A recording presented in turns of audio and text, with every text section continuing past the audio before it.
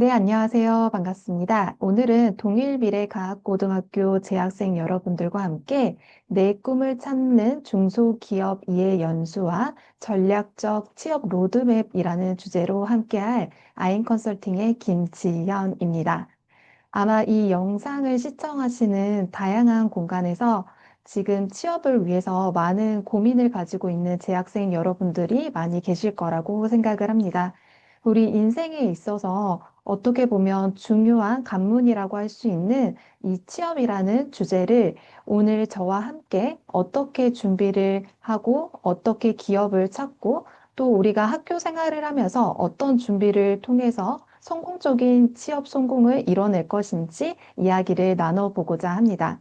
우선은 시작하기 앞서서 제가 옛날에 있었던, 2009년도에 있었던 광고 영상을 먼저 보여드리면서 이야기를 나누고자 합니다.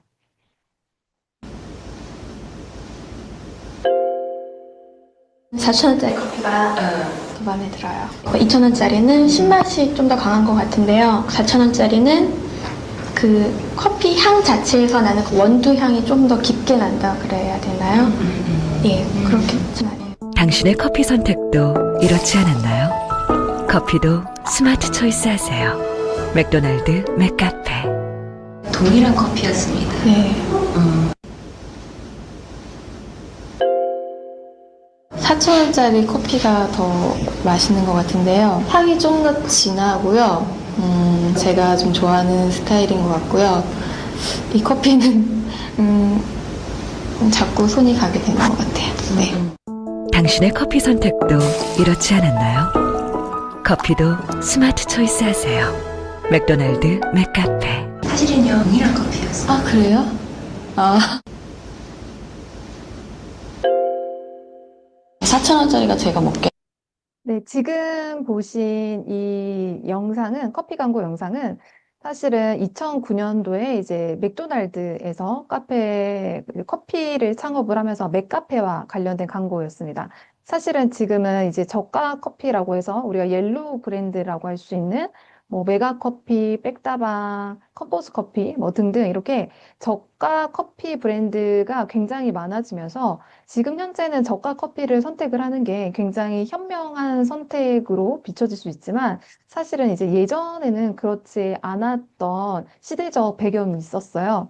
그래서 이 2009년도에 이제 맥카페가 방금 보셨던 것처럼 이제 똑같은 커피를 마시는데 블라인드 테스트를 하면서 어떤 커피가 더 맛있게 느껴지십니까? 라는 질문에 사람들이 나도 모르게 더 비싼 4,000원의 커피를 선택을 하게 되거든요. 그래서 사실은 맥도날드 이 맥카페 광고가 가격이 맛을 보장하지 않는다라는 이러한 문구와 함께 더불어서 굉장히 신선하게 다가왔던 광고 중에 하나였습니다. 사실은 우리가 무언가를 선택함에 있어서 대부분의 사람들은 나는 굉장히 이성적이고 냉철한 판단으로 무언가를 잘 선택할 수 있어 라고 이야기를 하지만 많은 사람들이 그것보다는 감정적이거나 혹은 우리가 뭐 플라시보 효과라고 하죠. 무언가 실제 뭐 효과는 없지만 이렇게 효과가 있을 거라는 마음의 다짐으로 효과가 있는 것처럼 느껴지는 것처럼 실제 이 맥도날드 맥카페 광고 역시 가격이나 브랜드 이미지에 가려서 제품에 대해서 정확한 판단을 내리지 못하는 우리 이러한 소비자에게 어떠한 큰 충격을 안겨준 광고였습니다. 그런 것처럼 이 커피 마지막에 뭐 이런 문구가 나오거든요. 당신의 커피 선택도 이러지 않나요? 뭐 커피도 스마트 초이스 하세요. 이런 문구가 나오는데요. 과연 우리가 무언가를 선택하는 데 있어서 어떠한 현명한 기준을 가지고 잘 선택을 하는가라는 질문을 드리면서 시작을 할까 합니다. 오늘 이제 저희가 이제 취업이라는 주제와 더불어서 중소기업에 대해서 이해를 하는 시간이잖아요. 그래서 우리가 직장을 선택함에 있어서 나도 사실은 정확한 정보도 없고 정확하게 알지 못하는데, 뭔가 좋아 보여서 누군가 좋다라고 하니까 나 역시도 그 기업과 그 곳이 좋을 것 같아서 이러한 선택으로 인해서 나도 선택하진 않았는지, 이러한 부분에 대해서 스스로 점검을 하시면서 그러니까 우리가 좋은 기업, 좋은 직장을 선택하는 기준에 대해서 알아보면서 이야기를 하고자 합니다. 그래서 오늘 이제 저희의 목차는 첫 번째, 중소기업에 대해서 내가 제대로 알고 있는지 꼼꼼히 점검을 해보도록 하겠습니다. 두 번째, 중소기업 중에서도 우리가 이제 첫 직장이 굉장히 중요하다라고 이야기를 하잖아요. 그런 만큼 나에게 맞는 그리고 좋은 기업을 어떻게 선택할 수 있는지 기업을 선택하는 방법에 대해서 알아보도록 하겠습니다. 그리고 마지막으로 학교 생활을 하시면서 지금 아마 3학년들도 계실 거고 뭐 다양한 학년들이 계실 거라고 예상을 하는데요. 학교 생활을 하면서 내가 취업 전략 로드맵을 어떻게 구축할 것인지 마지막 이렇게 정리를 하도록 하겠습니다. 우선 첫 번째 중소기업에 대해서 우리가 알아보도록 하겠습니다. 많은 이제 취업을 준비하시는 청년분들한테 중소기업 입사에 대해서 어떻게 생각하세요? 라고 물어보면 사실은 대부분 좋지 않은 반응이 많은 것 같아요. 이게 현실인 것 같기도 하고요. 그리고 사실 저는 이게 조금 이러한 부정적인 인식들과 반응들이 굉장히 많아졌던 이유 중에 하나가 유튜브인 것 같아요. 다양한 이제 어떤 유튜브 채널이라든지 SNS에서 이러한 중소기업을 비하하거나 중소기업을 이렇게 놀잇감하는 이러한 영상들과 이러한 뭐 SNS 게시물 이러한 것들이 많아지면서 사실은 우리가 중소기업에 대해서 많이 알지도 못하면서 그냥 사람들이 중소기업 하면 뭐 별로인 것, 중소기업 하면 막 되게 웃음거리가 될 수 있는 비하거리가 될 수 있는 그렇게 인식하는 경우가 되게 많은 것 같아요. 그래서 우리가 첫 번째 내가 알고 있는 중소기업이라는 것이 내가 잘 이해하고 있는 것인가? 나는 또 다른 아까 4,000원짜리 커피처럼 나도 모르는 선입견과 편견을 가지고 중소기업을 생각하고 있지 않았는지 먼저 점검을 해보도록 하겠습니다. 우선은 실제 취업을 준비하시는 청년분들한테 많이 물어봤어요. 중소기업을 지원하지 않는 이유가 있다면 어떤 이유가 있으실까요? 라는 질문에 화면에 보시는 것처럼 5위는 주위의 시선을 의식해서입니다. 이게 오타가 났네요. 위식해서가 아니라 의식해서이죠. 말 그대로 아까 4,000원짜리 커피처럼 내가 2,000원짜리 커피를 마셔도 돼? 4,000원짜리 커피 정도는 이제 마셔줘야지 이제 주변에서 좀 그래도 커피 맛을 안 해. 약간 이렇게 인식하는 것처럼 뭐 중소기업을 막 사람들이 안 좋게 생각하고 이러니까 뭐 그냥 별다른 이유도 없어요. 그냥 주위 시선을 의식해서 중소기업에 지원하지 않는다라고 이야기하는 경우가 되게 오이 많다라는 거죠. 이게 20%니까 뭐 10명 중에 2명은 뭐 나의 어떤 기준에 의한 것도 아니고 나의 어떤 능력에 의한 것도 아니고 그냥 정말 주위의 시선을 의식해서 중소기업을 선택하지 않는 경우가 있다라고 합니다. 이거는 사실 우리 대한민국의 문제인 것 같기도 해요. 무언가, 뭔가 비춰지는, 그리고 남들과 나의 삶을 비교하는 이러한 것들로 인해서 선택하지 않는 이유가 5위였고요. 4위는 중소기업을 내가 지원을 하고 싶지만 알짜 중소기업에 대한 정보를 얻기가 힘들다라는 게 4위였습니다. 요것도 약간 공감하는 바예요. 사실은 우리가 이제 뭐 대기업이라든지 규모가 큰 기업 같은 경우에는 관련된 정보를 찾기가 되게 편하거든요. 사실은 유튜브 채널이라든지 자사 홈페이지가 잘 운영되는 경우가 많기 때문에 그리고 대기업인 만큼 거기서 이제 근무하시는 근로자의 수도 되게 많잖아요. 그만큼 이 합격 후기라든지 현직자 인터뷰 같은 이런 정보를 대기업이 빨리 찾을 수 있는 거는 맞습니다. 그래서 오늘은 이제 저희 4위 중소기업의 정보를 얻을 수 있는 방법까지 알아가면서 이러한 지원하지 않는 이유도 해결을 한번 해볼 거고요. 3위, 잦은 야근 등 업무 강도가 셀 것 같아서. 근데 저는 이거는 정말 중소기업을 안 좋게 생각하는 정말 그러니까 이유를 찾고 싶어서 찾은 이유라고 생각해요. 대기업이라고 해서 야근을 안 할까요? 대기업이라고 해서 주말 근무를 안 할까요? 물론 생각했을 때 요즘에 어떤 트렌드, 워라밸 뭐 이런 거를 따져서 대기업은 뭐 예를 들어서 뭐 6시가 근무 시간 6시간이 지나면 컴퓨터가 자동으로 꺼지게끔 한다든지 이러한 것들이 되어 있긴 하지만요. 실제 대기업에 종사하시는 분들은 그 집에 가서도 근무를 하십니다. 오히려 그 6시 이후에 컴퓨터가 저절로 꺼지는 시스템이 굉장히 불편하다라고 말씀하시는 분들도 많아요. 왜요? 어차피 본인이 업무는 해야 되는데 예, 컴퓨터 그냥 사무실에서 하는 게 더 편하는데 닫혀버려가지고 컴퓨터가 꺼져버려가지고 더 불편하다라는 거죠. 실제 그 2025년에 JTBC에서 우리 학생분들이 보셨는지는 모르겠어요. 아마 안 보셨을 것 같긴 한데 JTBC에서 그 대기업 다니는 김부장 이야기라는 드라마를 상영을 했었어요. 근데 거기에 보면 진짜 제목 타이틀대로 대기업에 25년 다니는 김부장의 이야기인데 그 김 부장, 네, 야근 되게 많이 하고요. 1박 2일 출장 가서 숙박도 많이 하고요. 주말 근무도 많이 합니다. 이거는 중소기업이라서 그런 것이 아니라 우리 대한민국의 기업이라면 이게 바뀌어야 되는 문화이긴 하지만 아직은 내가 맡아진 업무를 성실하게 책임감 있게 수행하기 위해서는 어쩔 수 없는 야근은 할 수밖에 없다. 이러한 시스템은 네, 대기업이나 중소기업이나 다 동일하다고 생각해 주시면 될 것 같고요. 네, 2위는 복리후생이 열악할 것 같아서 뭐 복지를 많이 비교를 하죠. 근데 복지가 대기업 못지않은 중소기업도 요즘에 많습니다. 또 1위는 연봉이 기대하는 것보다 너무 적어서라고 이야기하지만 네, 대기업 못지않은 중소기업도 많기 때문에 이러한 1위부터 5위에 우리는 중소기업은 싫어. 중소기업은 지원하지 않을 거야. 이러한 부정적이고 편견을 가지는 이런 모든 5가지 이유를 오늘 저와 함께 해소를 해보도록 하겠습니다. 자, 우선은 첫 번째, 그러면 이제 중소기업에 대해서 오늘 이야기를 할 건데요. 중소기업이라는 것은 과연 무엇일까요? 네, 중소기업의 사전적 의미는 이렇습니다. 대기업, 중견기업에 비해서 규모가 상대적으로 작은 기업을 중소기업이라고 하고요. 업종에 관계없이 자산 총액 5천억 원 미만인 기업을 중소기업이라고 합니다. 여기까지만 보면, 이러한 정의만 보면, 뭐야, 진짜 내가 생각했던 대로 중소기업은 되게 작은 기업이잖아. 대기업이 아니잖아. 대기업에 비해서 너무 규모가 작대, 상대적으로 작다라고 하니까 진짜 작은 기업인데, 어떻게 내 인생을 바쳐서 여기에 입사를 하라는 거야? 이렇게 생각하실 수도 있을 건데요. 업종에 따라서 조금 다릅니다.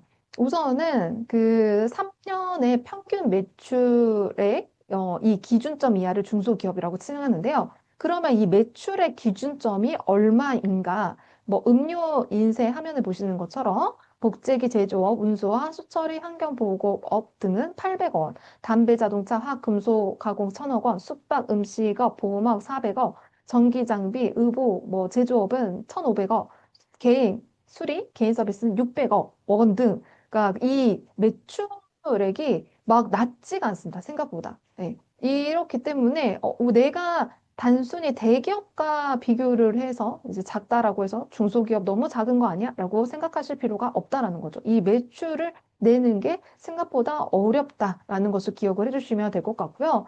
그러면서 우리 대한민국의 기업의 어떤 구성을 보시면 아시겠지만 우리나라는 중소기업이 많습니다. 그래서 우리나라의 이제 기업 중에서 몇 프로가 중소기업일까요? 한번 네, 퀴즈 내볼게요. 맞춰보세요. 우리나라의 기업 중 몇 프로가 중소기업일까? 5초 드리도록 하겠습니다. 5, 4, 3, 2, 1. 네, 땡. 99%가 중소기업입니다. 그러니까 거의 우리나라의 대부분이 중소기업이에요. 그래서 나는 중소기업에 지원하지 않을 거야. 중소기업에는 취업하지 않을 거야. 라는 것은 나는 거의 이제 취업을 포기하겠다라는 말과 동일하다고 생각하셔도 좋을 것 같아요. 그러니까 대부분 우리는 중소기업을 원하지 않는다라고 이야기를 하지만 대부분 우리 대한민국 사람들은 중소기업에서 근무하는 확률이 높을 수밖에 없어요. 왜요? 중소기업이 우리나라 기업의 99%를 차지하기 때문에 당연히 중소기업에 종사하시는 분들이 굉장히 많습니다. 그거와 더불어서 다음 화면에 제가 숫자를 보여드릴 건데요. 이 숫자가 의미하는 바가 무엇일까요? 99, 88, 68 이렇게 읽어야 될까요? 9988, 68, 네. 123119. 요거는 과연 어떤 번호일까요? 약간 흡사, 우리 사람의 주민등록번호와 약간 비슷한 형식으로 되어 있는데요. 이 숫자는 지금 우리 이제 전체 기업 중에서 중소기업과 관련된 숫자입니다. 우선은 앞에 있는 99는요, 우리나라 전체 기업에서 중소기업의 숫자인 99%를 의미를 하고요. 뒤에 88은 중소기업에 근무하시는 분들이 우리나라의 경제활동 종사자라고 표현을 하거든요. 말 그대로 경제활동 종사자라는 것은 내가 근무를 해서 어떠한 그 돈을 버는 이러한 분들이 중소기업에 근무하시는 분들이 우리 대한민국의 88%라고 합니다. 굉장히 비율이 높죠. 그리고 뒤에 있는 68은 그러면서 우리나라 국민들, 전체 국민들 중에서 중소기업에 다니는 근로자를 나의 가족으로 둔 사람이 68%라고 해요. 그러니까 거의 50%가 넘는 절반이 내 가족들이 중소기업에서 근무를 하고 있는 거죠. 그리고 이렇게 보면 이 높은 숫자의 비율을 보면 내가 중소기업이라서 너무 막 싫고 중소기업을 놀리거나 조롱하거나 비하한다라는 것은 어떻게 보면 가까운 나의 가족과 내 친구들, 뭐 친척들을 비하하는 것과 마찬가지라고 볼 수 있을 것 같아요. 굉장히 막 높은 비율로 우리나라 사람들은 중소기업에 근로를 하고 있습니다. 그리고 뒤에 있는 1, 2, 3이라는 요 숫자는 헌법 제 123조를 의미를 합니다. 우리나라 헌법 제 123조 제3항에 국가는 중소기업을 보호하고 육성하여야 한다라는 문항이 있어요. 이는 그만큼 나라에 있어서 중소기업이라는 것이 얼마나 중요한지를 나타낸다라고 생각하시면 될 것 같아요. 물론 대기업이 뭐 어떤 의미에서 좋을 수 있겠죠. 하지만 대기업도 그냥 대기업이 바로 되었을까요? 대부분의 지금 우리가 뭐 대기업이라고 생각하는 LG, 뭐 삼성, 뭐 글로벌 기업이라고 하면 뭐 애플 이러한 기업들도 처음부터는 대기업이 아닌 경우가 굉장히 많습니다. 처음에 중소기업, 중견기업 그러면서 확장을 하면서 대기업, 글로벌 기업으로 확장하는 경우가 되게 많기 때문에 그래서 이제 국가에서도 이러한 중소기업들을 보호를 하고 성장을 시켜야지 나라의 경제 흐름에 도움이 되기 때문에 이렇게 헌법 조항에도 있는 거겠죠. 그리고 뒤에 있는 119, 하나하나구 119는 그만큼 중소기업이 중요하다라는 것을 강조하는 숫자입니다. 요 숫자는 실제 뭐 주민번호는 아니고요. 뭐 중소기업에 우리가 주민번호라고 네, 은유해서 말을 하긴 하지만 그만큼 우리나라에 있어서 중소기업이라는 이 차지하는 비율이 굉장히 많고 높고 상징적이다라는 의미를 나타낸 숫자라고 생각하시면 되겠습니다. 자, 이렇게 생각을 해보면, 아, 내가 기존에 생각했던, 중소기업은 싫어요. 왜 저한테 중소기업에 취업하라고 하세요? 라는 의미. 그 아까 그 설문조사에 나와 있었던 중소기업에 지원하지 않는 이유 1위부터 5위를 한번 되새김질해서 우리가 생각을 해보자면 우리가 그전에 내가 단순히 그냥 SNS나 유튜브에 비하하는 주변의 사람들이 이야기했던 내가 잘 알지 못했던 중소기업의 안 좋은 부분만 보고 내가 잘못 판단한 건 아닌지 점검을 할 수 있을 거라고 생각을 합니다. 그 사람들은 대부분 취업을 준비하기 전에 이런 오해를 많이 해요. 중소기업은 월급이 적고 복지가 좀 부족할 거고 배울 건 없고 그래서 나의 성장은 느릴 것이며 업무 환경 자체가 체계적이지 않기 때문에 굉장히 힘들 것이다 라고 이야기를 하지만 모든 중소기업이 그렇지 않습니다. 이 중소기업에서도 기술력과 성장력을 갖춘 강소기업이라는 기업이 있어요. 이 기업은 굉장히 대기업 못지않는 환경을 제공을 하기 때문에 우리는 이런 편견을 조금 없애고, 아, 그래, 우리나라의 기업 중에서 중소기업이 99%구나. 정말 많은 기업들이 사실은 중소기업이었구나. 라는 것을 깨달으면 사실 요즘에 취업 시장이 굉장히 안 좋은 게 현실입니다. 뭐 아시는 친구분들도 있으시겠지만, 뭐 우리나라 대기업이든 중견기업이든 중소기업이든 취업을 채용을 하는 채용률이 굉장히 낮아지고 있는 상황이에요. 그거는 어쩔 수 없는 경제 흐름 때문에 그런 부분인데요. 그러한 흐름 중에서도 사실은 대졸자의 취업률이 더 안 좋습니다. 사실은 지금 이 강의를 듣고 있는 우리 동일미래과학고등학교에서 취업을 생각해서 우리 학교를 선택한 친구들은 더 빨리 취업에 성공할 수 있어요. 그러니까 그 중에서도 네, 중소기업은 그래도 그 채용률의 낮아진 그 확률이 조금 더 대기업에 비하면 낮아요. 그러니까 좀 더 대기업보다 아직은 그럼에도 중소기업이 많이 채용을 하고 있는 시점이죠. 이렇게 조금 생각을 해보시면서 이제 이러한 오해를 우리가 없앴으면 중소기업이 얼마나 괜찮아? 얼마나 매력이 있어? 라는 것을 알아볼 텐데요. 우선은 중소기업은 빠른 성장의 기회를 가지고 있습니다. 말 그대로 다양한 업무 환경을 통해서 실무 역량을 급성장시킬 수 있어요. 물론 저는 이제 직업계고 출신은 아니고 저는 이제 진학을 했다가 졸업을 해서 취업을 한 그러한, 네, 그러한 경력을 가지고 있는데요. 전도 이제 입사를 하고 처음에 굉장히 많은 고민이 있었던 게 저는 이거였던 것 같아요. 제가 이제 입사를 해서 업무를 배우는데 업무를 저한테 안 맡기는 거예요. 그러니까 어떤 요즘에는 이제 월급 루팡이라고 해서 그냥 월급 받고 일 아무것도 안 하고 막 이렇게 편하게 가면 좋은 거 아니에요? 월급 루팡? 막 이렇게 하실 수는 있지만 이게 매일매일 지나다 보면요. 그 나에게 누군가가 업무를 맡겨주지 않는 게 굉장한 자괴감을 들게끔 합니다. 굉장히 자존심이 많이 상해요. 그래서 제가 근무했었을 때는 너무 각자의 업무가 나뉘어져 있고 그러면서 그 업무만 책임을 지려는 모습.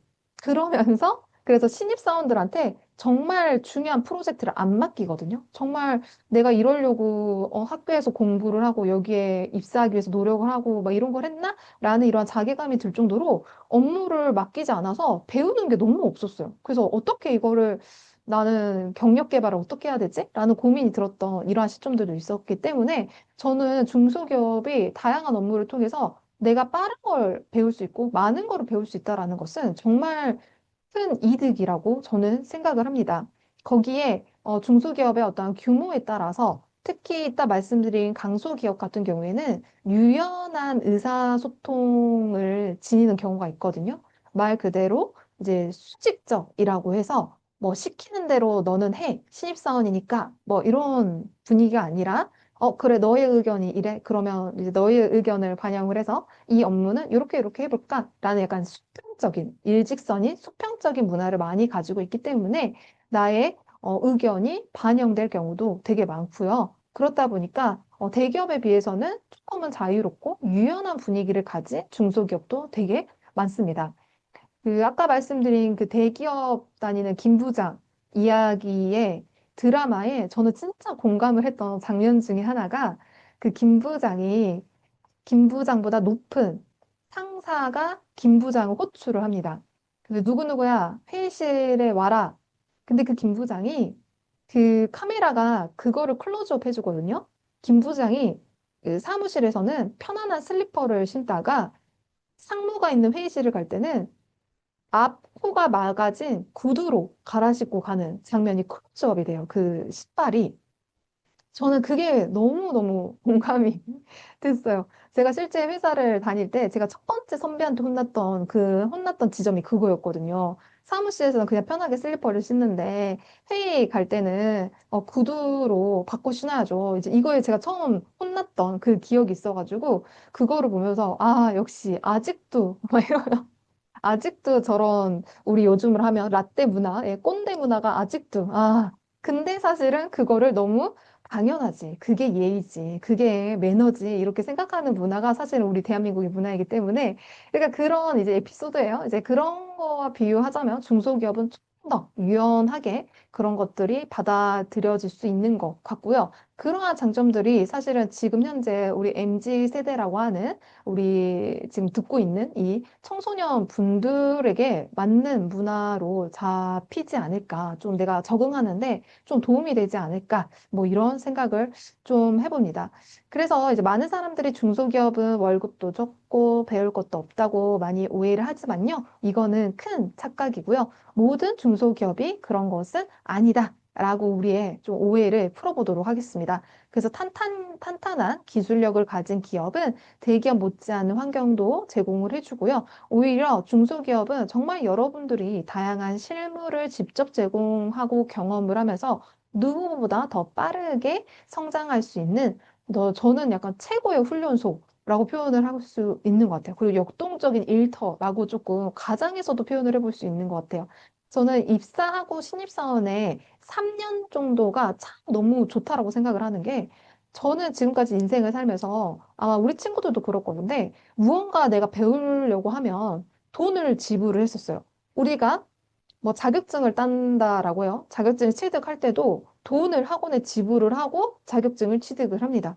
그런데 회사라는 곳은요, 입사하고 3년까지, 신입사원 3년까지는 투자라고 생각하거든요. 회사에서 신입사원한테 투자를 한다라는 개념을 생각하기 때문에 내가 막 많은 걸 배워. 매일 출근을 해서 혼나기도 하지만 많이 배우는데, 내 돈을 내지도 않고 오히려 월급이라는 돈을 받으면서도 무언가를 배울 수 있는 시점. 이게 정말 신입사원 때 많은 걸 그래서 배울 수 있어야 되고, 많은 거를 배울 수 있는 기회가 있으면, 저는 진짜, 이게 약간 로또 같은, 예, 예, 공짜로 나한테 이게 굴러 들어온 돈, 막 이득. 저는 이렇게 생각하셔도 너무너무 좋을 것 같아요. 물론 이제 입사하고 3년이 지나간 시점부터는 내가 이제 배우지만 하지 말고 내가 능동적으로 일을 해야 되는 부분도 존재하지만 그래서 이런 중소기업에 이러한 매력들이 있습니다.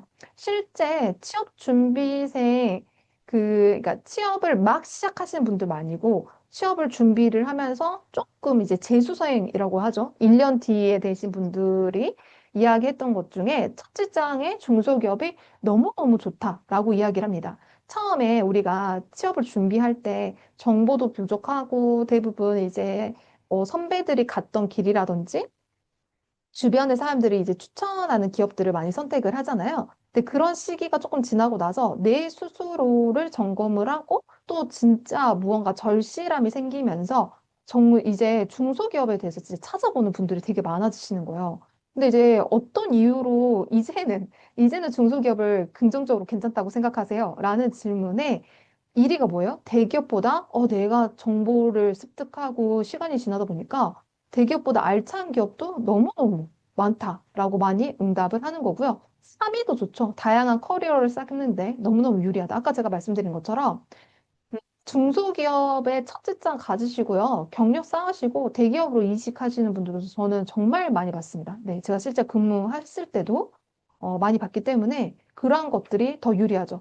아시겠지만 지금 대기업의 신입들을 뽑긴 뽑지만 어떤 신입을 많이 뽑아요? 경력이 있는 네, 중고 신입이라 표현하는 경력직 신입을 많이 뽑거든요. 그러니까 우리가 어디서 경력을 쌓아요? 네, 어렵잖아요. 좋은 중소기업에서 경력 쌓으시고 몇 년 뒤에 대기업으로 이직하는 게 더 쉬운 루트이기 때문에 저는 대기업 진짜 포기 못하겠어요 하는 친구들이 있다면 그런 방법을 생각하시는 게 더 빠른 길이 될 수 있다라는 것도 기억을 해주시면 좋을 것 같고요. 5위도 어떤가요? 5위. 업무 성취감이 더 클 것 같아서 아까 말씀드린 것처럼 그 매번 나에게 중요한 프로젝트가 맡겨지지 않는 게 좋은 게 아닙니다. 중요한 프로젝트가 맡겨지지 않으면 진짜 내가 왜 이러려고 출근을 했지? 왜 나를 이게 인정을 안 해주지? 막 이런 자괴감이 든단 말이에요. 근데 이제 중소기업에서는 다양한 업무를 하면서 이러한 성취감, 사람들한테 인정도 받을 수 있고 승진도 빠르게 진행될 수 있는 이러한 장점들이 많습니다. 좀 더 대기업과 비교하는 데이터를 봐볼게요. 대기업과 승진, 워라밸, 사내 문화, 경영진이라는 항목을 가지고 대기업과 중소기업을 비교를 했습니다. 보시는 것처럼 이제 좀 더 밝은 파란색이 중소기업군의 결과값인데요. 승진 점수, 워라밸은 조금 낮네요. 뭐라고 조금 낮아요? 사내 문화, 유연하다라는 거죠. 예, 수평적이라는 거죠. 내가 말을 했었을 때 좀 더 부드럽게 나의 의견을 수용을 해주신다라는 거죠. 그리고 경영진 점수. 사실은 대기업의 경영진은 세습되잖아요. 뭐 재벌 1, 2, 3세가 이렇게 자연스럽게 그 경영진을 승계하는 문화가 우리의 대기업 문화인데, 중소기업은 그러한 부분에서 나는 사실은 뭐랄까요. 이 중소기업의 핏줄은 아니었지만, 네, 사장의, 회장의 핏줄은 아니었지만, 내가 일을 좀 더 잘하면 사실은 대기업보다 높은 상무 자리까지 승진을 쫙쫙쫙쫙 할 수 있는 게 중소기업이라는 거죠. 그래서 이러한 실제 데이터를 비교를 했었을 때, 대기업도 물론 장점이 있지만 중소기업도 대기업보다 더 좋은 장점을 많이 가지고 있구나라고 생각을 하시면 좋겠습니다. 자, 그럼 이러한 점에서 우리가 중소기업을 선택을 할 때, 더욱 현명하게 선택할 수 있는 기준이 있다면 어떤 것들이 있는지 이야기를 해볼 건데요. 그 기준이라는 것은 가치관입니다. 가치관. 우리가 옷을 하나 살 때도요, 내가 좋아하는 옷의 브랜드, 옷의 색깔, 뭐 옷의 디자인, 뭐 이러한 것들이 있습니다. 그런 것처럼 내가 다니고 싶은 직장을 선택할 때 직장을 선택하는 가치관이라는 게 있어요. 기준점이라고 생각하시면 좋을 것 같은데요. 아마 지금 이제 저학년 친구들은 직장을 선택하는 가치관이 없을 거라고 생각해요. 물론 있을 친구도 있겠지만 아직은 확립이 되기는 어려운 저학년, 네, 이죠. 저학년 때는 이런 다양한 경험과 기업 정보를 찾으면서 나는 어떤 기준점이 중요한가에 대해서 많이 생각을 해보시는 게 중요한 것 같아요. 뭐, 주변에서 안정적인 기업이 좋대, 연봉 많이 받는 데가 좋대, 뭐, 편하게 복지가 좋은 데가 좋대, 뭐, 이렇게 다 말하는 거 다 수용하시는 것보다 진짜 나에 대해서 생각을 하면서 나는 어떠한 기준점으로 직장을 선택하는가라는 것에 대해서 생각을 해보시면 좋을 것 같은데요. 우리가 이제 직장을 선택하는 가치관은 되게 여러 가지가 있어요. 뭐 평균 고용24라는 사이트에 가치관 검사라는 게 있는데요. 그 가치관에서는 뭐 13개의 가치관을 뭐 이렇게 평균 13가지의 가치관 중에서 우리 각각 개개인이 중요하게 생각하는 가치관은 평균 뭐 3개가 있어요. 라고 이야기를 하는데요. 그중에서 지금 사실은 우리 학생분들과 세대가 맞는 MZ 세대분들이 가장 많이 고른 가치가 이거였어요. 우리 MZ 세대분들이 굉장히 재미와 경험을 추구를 하면서 많은 게 스피드하게 변화되는 환경 속에서 살고 있잖아요. 뭐 우리 친구들이 어렸을 때 핸드폰, 컴퓨터 뭐 이런 거 있긴 했었을 거고, 네. 이제 그러면서 우리가 사실은 막 인공지능, 로봇, 이러한 챗GPT, 막 생성 AI, 이게 사실은 이러한 변화들을 가장 많이 경험하는 세대가 지금 우리 재학생 여러분들 같은 MZ 세대분들이거든요. 앞으로도 더 많은 거를 경험을 하실 거라고 생각해요. 근데 그렇다 보니까 MZ 세대분들이 지금 좀 중요하게 생각하는 가치가 화면에 보시는 것처럼 첫 번째, 다른 경험을 축적하는 게 나는 중요해. 라는 가치를 선택하시는 분들이 많았어요. 그리고 두 번째, 전문 기술. 그리고 세 번째, 안정성, 이거 워라밸. 이런 것들을 많이 선택을 한다라고 합니다. 이것도 참고용이에요. 제가 이거 보여드린다고 해서, 아, 나도 빠른 경험과 높은 전문 기술과 워라밸을 중요하게 생각해서 기업을 선택해야겠다라고 막 그렇게 다짐하지 마시고요. 그냥 참고용으로만 생각을 하시면서 나는 그러면 어떤 게 더 중요한가라고 생각을 하시면 될 것 같아요. 뭐 어쨌든 지금 MZ 세대분들이 가장 중요하게 생각하는 빠른 경험, 높은 전문 기술, 안정성, 워라밸 이 모든 게 해당되는 게 어디라고요? 네, 맞습니다. 중소기업입니다. 중소기업.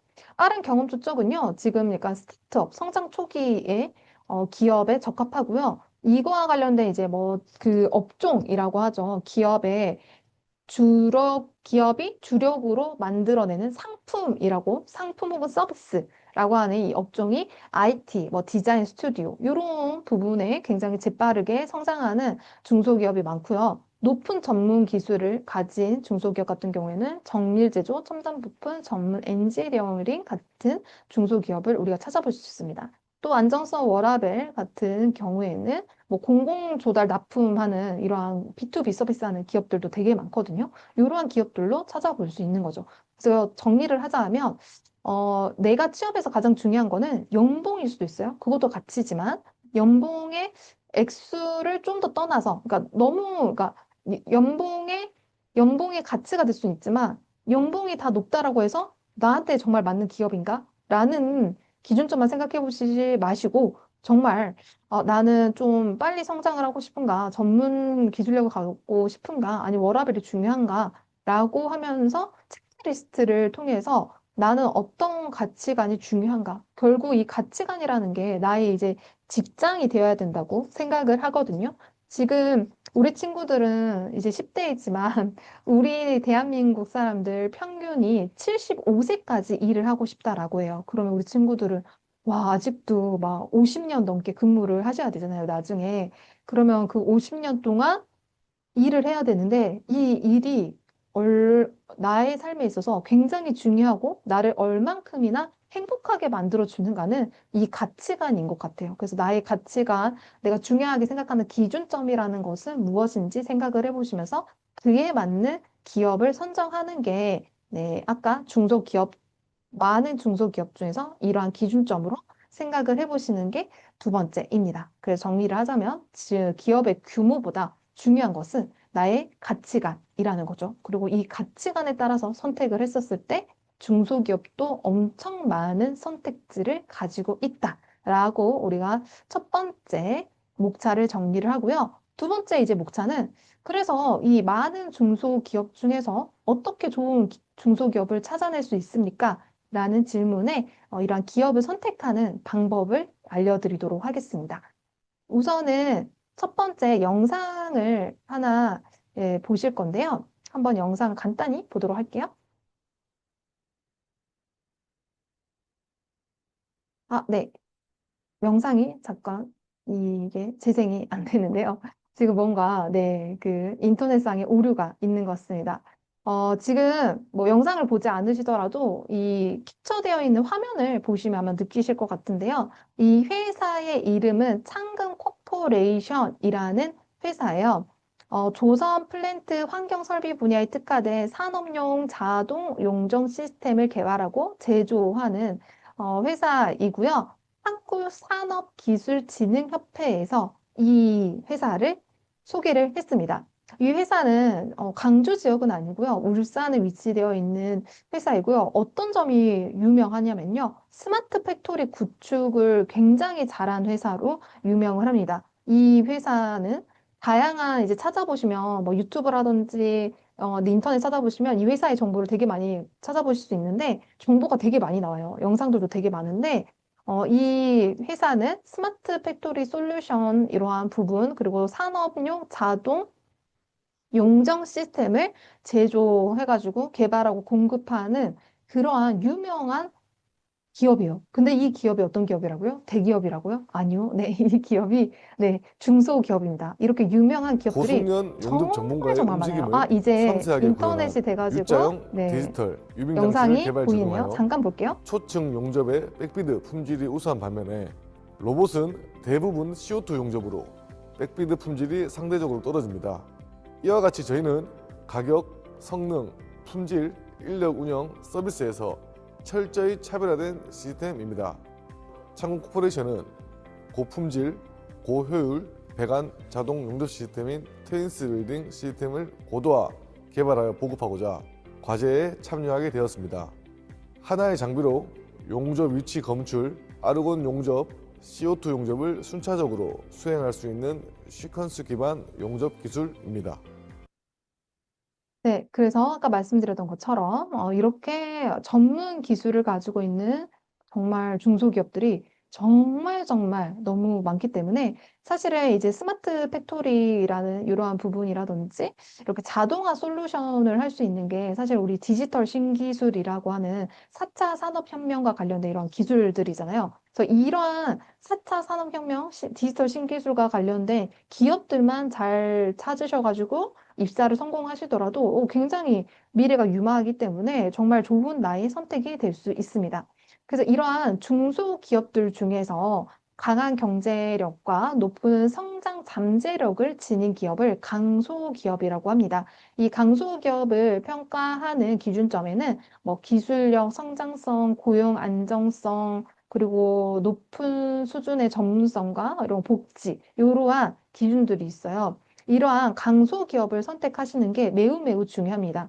이 강소기업은 대기업 못지않은 근무 환경과 그리고 처우를 제공을 하고 있고요. 또 이렇게 앞에 화면에 보시는 것처럼 뭐 디지털 신기술과 관련된 전문성을 가지고 있는 이러한 기술을 정말 가깝고 쉽고 빠르게 배울 수 있는 기회를 제공받을 수 있습니다.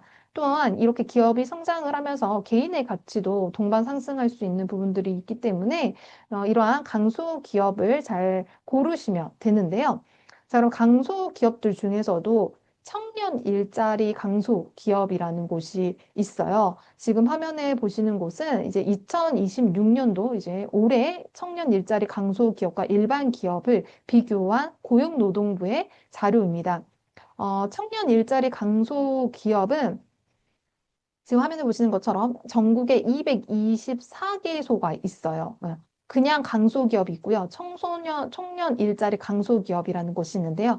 예, 강소기업은 말 그대로 어떠한 기준점에 따라서 뭐 복지, 보수, 고용 안정성, 이익 창출, 능력 등등의 기준점을 통해서 뽑힌 강소기업이고요. 그 안에서도 청년들을 위한, 청년들을 많이 고용을 했고, 이 고용하고 난 다음에 해고를 시키는 게 아니라 뭐 3년간 유지를 했던 이런 기관들을 산정을 해서 전국에 224개의 청년 일자리 강소 기업을 선정을 했습니다.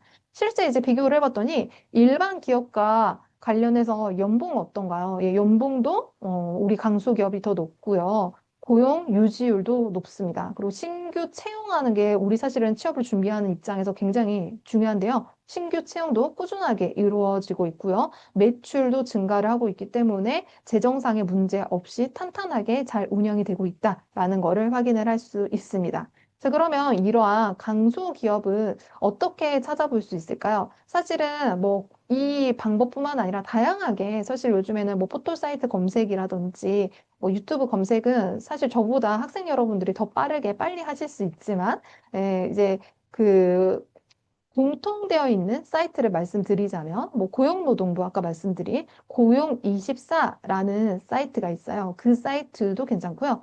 중소벤처기업부의 글로벌 강소기업, 그리고 산업통상자원부의 소재 부품 장비 강소기업, 이러한 기업들의 정보를 찾으실 수 있습니다. 아까 뭐 말씀드린 것처럼 이제 고용24라는 사이트에 가시면 청년 친화 강소 기업의 목록을 쉽게 검색할 수 있고요. 각 기업별로 임금이라든지 이제 연봉, 근로시간, 복지 정보도 쉽게 찾을 수 있습니다. 그래서 제가 화면을 캡처를 해놨어요. 보시는 것처럼 고용24, 그러니까 예전에 워크넷이라는 사이트였거든요. 워크넷 사이트가 이제 고용24 사이트로 통합이 됐다고 생각하시면 돼요. 고용24 사이트에 채용 정보라는 것을 눌러보면 강소기업 탭이 별도로 있습니다. 강소기업에 들어가 보시면 여기 보시면 그 그 업종별로도 선택이 가능하고요. 지역별로도 선택이 가능해요. 그래서 이렇게 정보를 찾아보실 수 있고요. 혹시 나는 내가 우리 학교가 있는 강주광역시에 있는 기업들만 조금 더 디테일하게 알고 싶어 하는 생각이 있으시다면 강주광역시에서 강주 청년 통합 플랫폼을 별도로 운영을 하고 있어요. 이 안에서도 강주에 있는 강소기업들을 또 별도로 찾아보실 수 있습니다. 그래서 이러한 정보들을 찾아보시고 내가 생각하는 나의 전문 분야와 잘 맞을 수 있는 업종 찾아보시고 근무 환경, 근무지 이런 거 찾아보시면서 정보를 비교를 해 보실 수 있겠습니다. 정리를 하자면요. 우선은 내가 강소기업의 목록 리스트를 우리가 아주 편안하게 찾아볼 수 있지만 좀 더 살펴보자면 재무 안정성이라고 해서 아까쯤에 매출 성장률 이거 봤잖아요. 그런 것처럼 최근 3년간 매출이 굉장히 꾸준히 성장하고 있는지 부채 비율은 우리가 뭐예요? 빚이죠, 빚.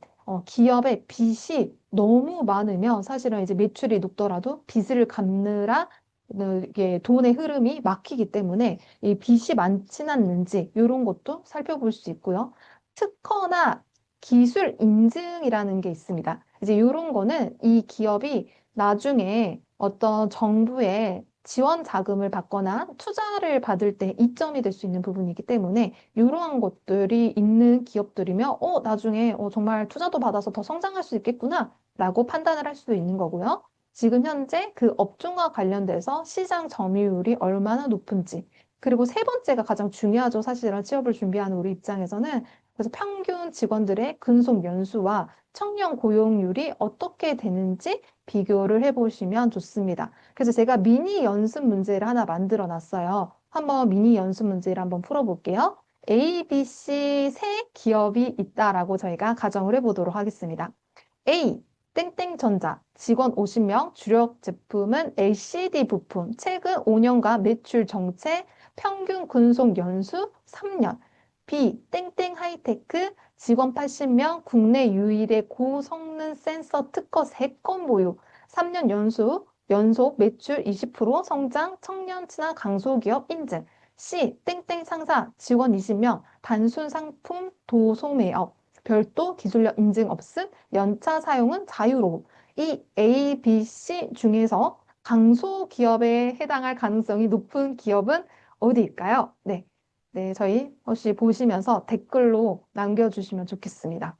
A, B, C 중에서 강소기업에 해당할 가능성이 가장 높은 기업. 너무 쉽죠? 너무 쉽게 제가 낸 것 같은데 한번 찾아보시면서 앞에 제가 강소기업에 될 수 있는 어떤 기준점 여러 가지를 말씀드렸어요. 이 세 가지에 해당되는 기업은 어디인지. 네, 5초 드리겠습니다. 한번 댓글에 남겨주세요. 5, 4, 3, 2, 1. 네, 이렇게 하면서 저희가 이제 마지막 모차로 넘어가도록 하겠습니다. 마지막 모차는 우리가 학교 생활을 하면서 이러한 취업 분야를 어떻게 준비를 할 것인가 라는 부분이에요. 그리고 내가 졸업 후에 선 취업을 한다라고 하죠. 먼저 취업을 하는 과정들 중에서 정부의 혜택을 받을 수 있는 게 어떠한 부분들이 있을까 알아보도록 할게요.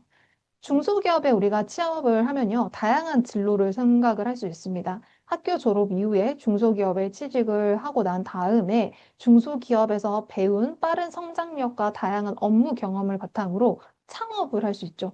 제가 오늘은 시간이 부족해서 이것까지는 담아내지 못했지만 실제 그 고등학교 졸업하시고 선 취업하시고 기업의 CEO가 되신 분들이 정말 성공 사례가 너무너무 많습니다. 아무래도 이제 빠르게 많은 업무를 배울 수 있는 경험들을 바탕으로 기업 대표가 돼서 경영 어떠한 흐름을 다 파악을 할 수 있기 때문에 이렇게 창업을 해서 기업의 대표가 되신 분들도 많고요. 중소기업에 취직한 이후에 장기 근무를 해서 땡땡 기업의 뭐 전문가 혹은 아까 말씀드린 것처럼 뭐 계열사 사정이라든지 뭐 좀 더 이제 막 성장해가지고 기업이 그 성장해서 뭐 상무 자리가 생길 수 있잖아요. 그럼 상무까지 성장을 할 수도 있는 거죠.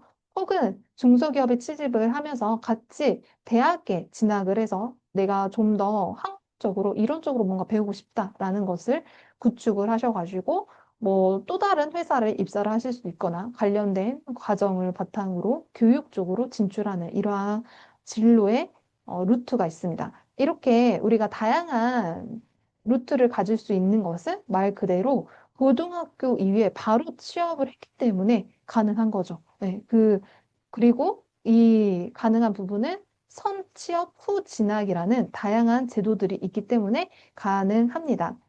우리 학생분들도 아시는 것처럼 이제 선취업 후 진학이라는 것은 직업계고 졸업한 이후에 취업을 먼저 한 후 재직 경력을 쌓아서 다양한 특별 전형 등을 통해 대학교에 진학하는 시스템이죠. 그래서 이제 경력과 학위를 동시에 취득하시는 분들이 엄청 많습니다. 저는 사실은 제가 이제 부러워하는 제도 중에 하나예요.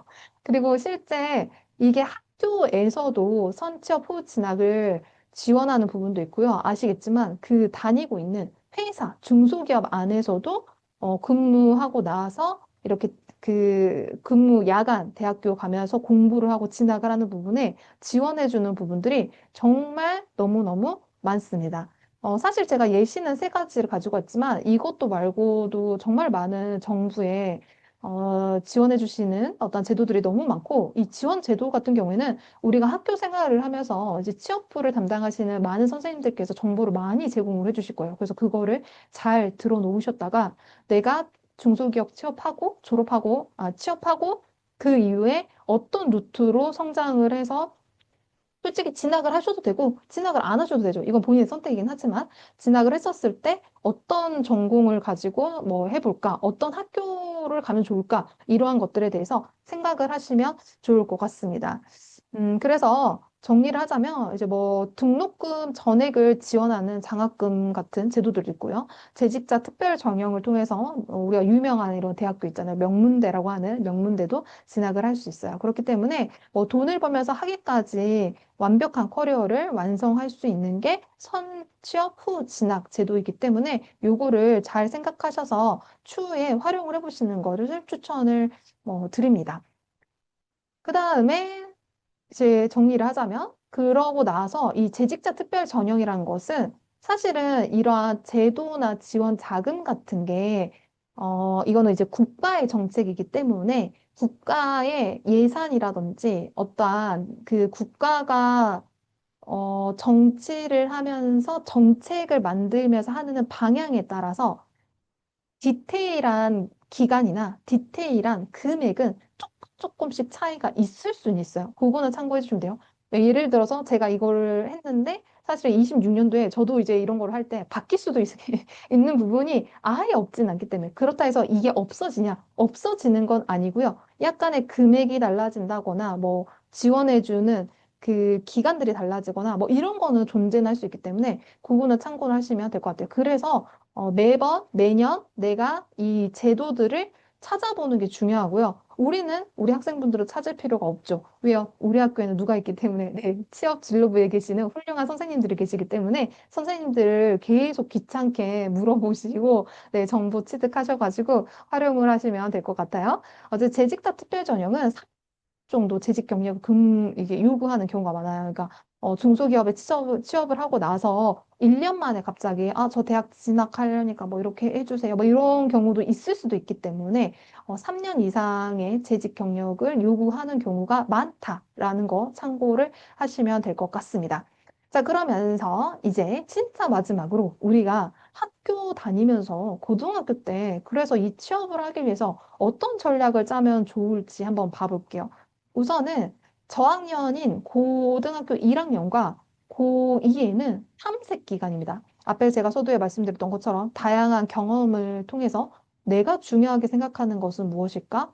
그리고 내가 잘하는 것은 무엇일까? 라는 이런 경험들을 많이 하시면 좋을 것 같아요. 그래서 이 저학년 때는 이러한 기준점을 만들어 가면서 조금은 내가 원하는 직무라고 하죠. 회사에 들어가서 나는 어떤 일을 할 것인가. 그리고 강소기업 리스트 정도는 한번 천천히 살펴보시면 좋을 것 같아요. 막 이거를 강소기업이 어떠한 채용 절차를 통해서 채용을 하는가까지 아실 필요는 없지만 리스트 정도는 확보를 해주시면 좋을 것 같고요. 또 학교를 다니면서 이제 뭐 내신 관리라고 되어 있지만 뭐 내신 관리나 이제 그 우리 계근 이런 것도 챙겨 보시고 또 저학년 때는 동아리 활동 같은 거 좀 하실 수 있으면 다양한 동아리 활동을 하시면서 우리 이력서에 좀 넣을 수 있는 활동들을 많이 넣으시면 좋을 것 같아요. 그리고 가능하다라고 한다면 자격증 하나는 나 뭐 1학년 때 한번 따보자 뭐 이게 있을 수 있다면 그런 거 취득하시면 좋을 것 같고요. 이제 고2 2학기부터 해서 네, 고3 1학기 이제 초까지는 진짜 집중 단계라고 하죠. 이때는 내가 어느 정도의 이제 기업이 선정이 돼가지고 이 기업에 취업을 하기 위해서 내가 부족한 것은 무엇인가 점검을 해야 됩니다. 뭐 실습이라든지 인턴십은 뭐 될 수도 있고 안 될 수도 있고 상황마다 다르니까요. 뭐 이런 거라든지 그리고 이제 직무 포트폴리오라는 거를 저는 사실은 완성하면 좋다라고 저는 생각을 하거든요. 말 그대로 이제 직무 포트폴리오라는 게 내가 이 지원하기 위해서 준비했던 것들을 조금 정리하는 나만의 이러한 파일첩이잖아요. 뭐 이렇게 멋지게 하지 않더라도 이거를 통해서 내가 남은 기간 동안 뭘 더 준비를 해야 되지? 이런 걸 좀 파악하실 수 있기 때문에 이런 것도 하시면 좋을 것 같고요. 이제 고3 되는 순간부터 자기소개서와 이제 면접 집중 훈련 하시면 좋겠습니다. 그리고 이제 집중적으로 실행 단계이죠. 그래서 결국 고 2학기부터는 이제 본격적으로 내가 원하는 강소 기업에 지원하고 자기소개서도 넣고 면접도 보시면서 네, 이렇게 준비를 하시면 좋겠습니다. 그러면서 이제 취업에 성공을 하게 된다면 취업 후에 뭐 취업 후 진학 계획이 있으시다면 나는 어떻게 계획을 세워볼지도 고민을 해보셔도 좋을 것 같습니다. 아까 취업 포트폴리오의 중요성에 대해서는 말씀을 드렸어요. 요거는 내가 이 취업을 하기 위해서 이러한 것들을 준비를 했어요. 그리고 나는 해당 직무에 대해서 실무 능력을 갖췄습니다. 이러한 것들을 정리할 수 있는 거거든요. 이거를 말씀드리는 부분은 실제 이제 이력서나 자기소개서 쓰는 단계에 됐을 때, 고3 이제 형님반이 됐었을 때, 형님반들이 많이 이걸 놓쳐요. 이제 막 그러니까 내가 뭘 했지? 기억이 안 나는 경우가 되게 많거든요. 물론 생활기록부라는 것이 있긴 하지만 생활기록부 안에 말고도 그 외에 우리 친구분들이 학교 밖에서 하는 활동들도 되게 많아요. 요즘에는 뭐 서포터즈 활동들도 되게 많고 이런 거 있기 때문에 그런 것들을 내가 좀 틈틈이 정리할 수 있는 이러한 파일첩을 하나 만드시면 좋을 것 같고요. 그리고 아까 뭐 자기소개 작성 팁이라는 부분이 있는데 이 자기소개서 작성 팁을 왜 지금 말씀드리냐면요. 자기소개서에 스탁 기법이라는 게 있어요. 스탁 기법. 말 그대로 어떤 상황이 있었는데요. 이 상황에서 제가 이러한 과제가 생겼고요. 이 과제를 해결하기 위해서 저는 이런 행동을 했고요. 그 결과가 이랬습니다. 라는 기법으로 쓰는 게 자기소개서를 성공할 수 있는 팁 중에 하나인데요.